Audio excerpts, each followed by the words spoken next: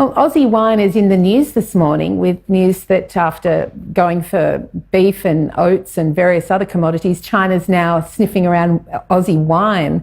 I'm assuming since you don't go through the big retailers that you don't export to China either.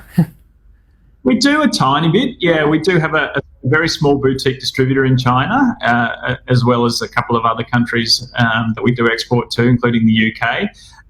But it is concerning what we're seeing happening in China at the moment. So how will it affect you, do you think, if China decides that Australia's dumping wine on their nation? Sure. Look, I think it won't affect. I mean, we're a boutique winery in a boutique region, and the amount that we export in terms of our general revenue is a blip. It's a tiny amount of wine that we send over to China.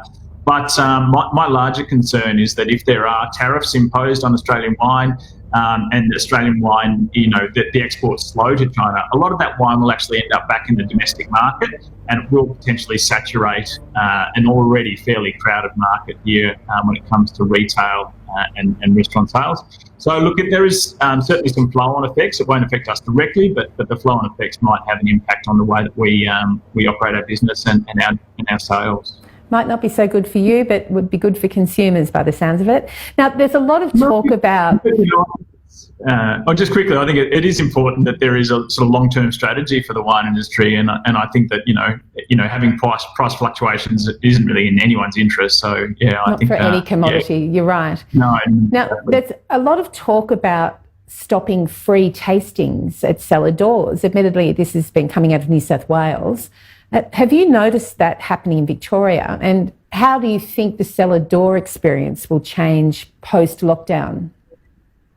Yeah, look, we actually charge for tastings, and we charge a not inconsiderable sum of money, and I think that and we did that pre-COVID. I think that people need to understand that it comes at a cost.